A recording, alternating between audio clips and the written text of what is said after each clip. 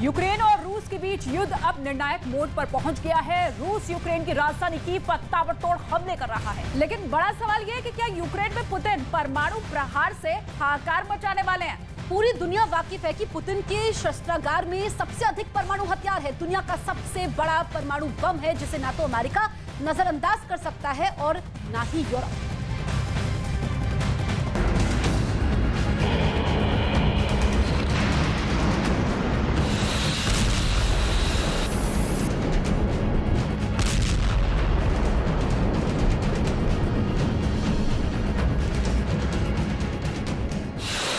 क्या रूस nuclear bomb फोड़ने वाला दूसरा देश बनने वाला है?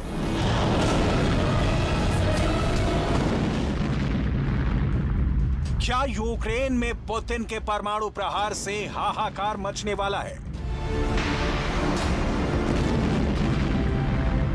सवाल है, यूक्रेन का कौन सा शहर दूसरा हिरोशिमा बनने वाला है? यूक्रेन का कौन सा महानगर दूसरा नागासाकी बनने वाला है?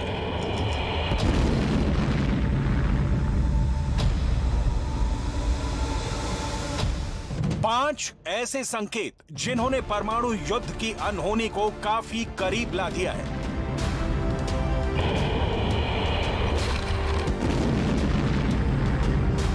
विश्व युद्ध का डंका बजने लगा है। जिसका सबसे ज्यादा डर था वो होने लगा है।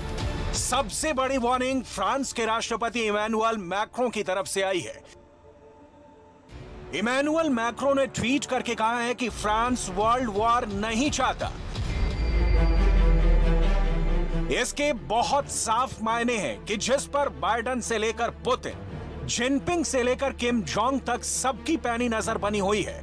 लेकिन मैक्रों की दूसरी बात बहुत गौर से देखिएगा, क्योंकि यहीं छुपा है विश्व युद्ध का असली रहस्य।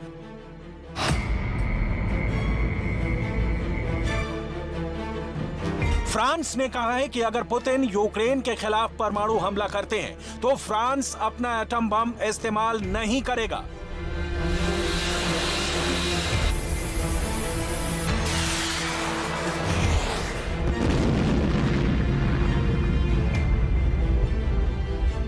यानी मैक्रो को पूरा डर है कि पुतिन परमाणु बम से हमला करेंगे और वो वर्ल्ड वॉर वाला डर दिखाने के साथ साथ बताना चाहते हैं कि वो परमाणु बम से हमला नहीं करेंगे।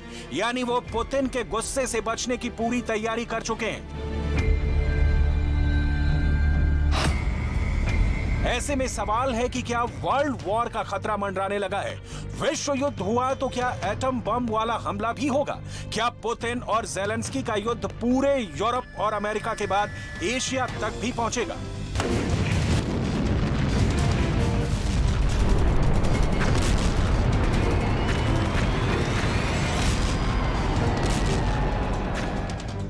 इन सभी सवालों के जवाब मिलेंगे, बस इस रिपोर्ट को गौर से देखिएगा। Учебная ракетная атака.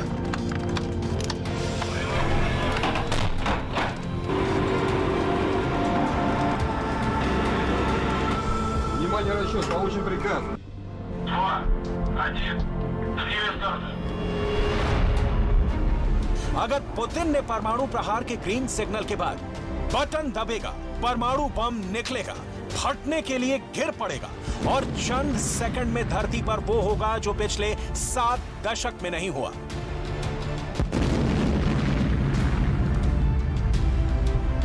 दुनिया में अगर तीसरा एटम बम फटेगा तो हिरोशिमा से कई गुना अधिक विध्वंसक होगा। नागासाकी में जो हुआ उससे कई गुना अधिक विनाश होगा।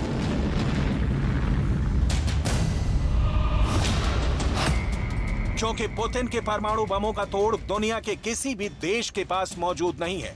रूस की सेना जमीन से लेकर आसमान तक और आसमान से लेकर समंदर तक से परमाणु हमला करने की ताकत रखती है।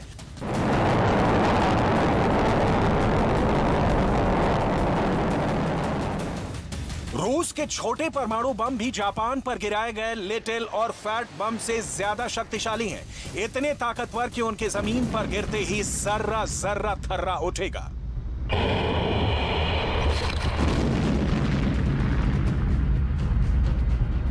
आसमान में अंधेरा छा जाएगा। धरती शोलों से लाल हो जाएगी। लोग पल भर में जीते जी खाक में बदल जाएंगे। ना पेड़ पौधे बचेंगे, ना ही इंसान। धरती पर जगह जगह बन जाएगा खुला कब्रिस्तान।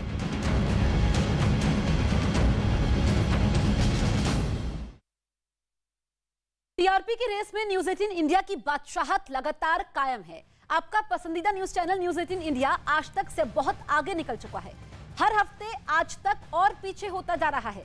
न्यूज 18 इंडिया को आज तक से 27% ज्यादा दर्शकों ने देखा है।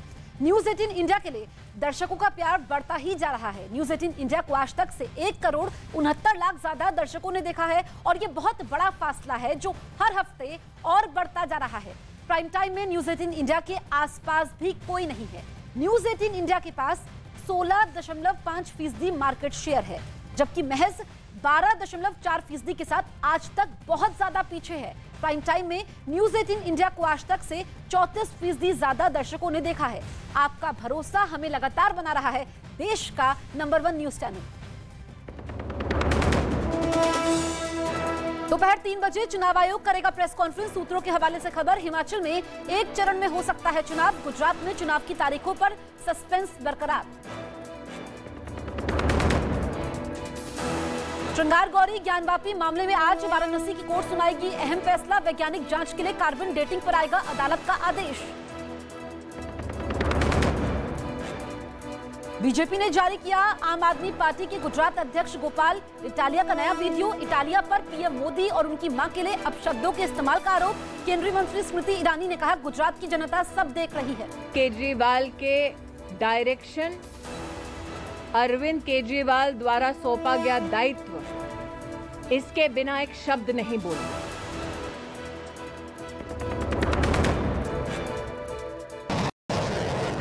इस फायर ड्रिल में दोनों देशों के सैनिकों ने चीन को अपनी ताकत दिखाई और उनकी तोपों की आवाज से पूरा इलाका गूंज उठा।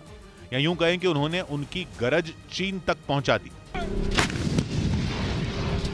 ताइवान के मुद्दे पर अमेरिका की वजह से चीन वैसे ही परेशान है और अब उसके एक और पड़ोसी के साथ अमेरिका ने मिलिट्री ड्रिल की, जिसमें करीब 2,500 सैनिक शामिल हुए, जिन्होंने चीन के बहुत करीब मिसाइलें दागी।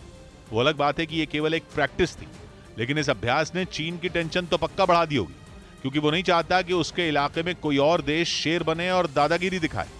लेकिन अमेरिका लगातार उसकी राह का रोड़ा बन रहा है।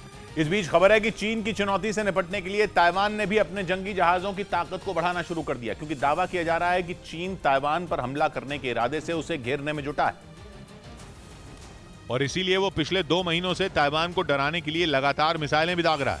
यही नहीं, पिछले दिनों उसने ताइवान को घेरकर कई दिनों तक बड़ी मिलिट्री ड्रिल भी की और उसके लड़ाकू विमान आए दिन ताइवान की हवाई सीमा में घुसपैठ कर उसे डराने में जुटे रहे।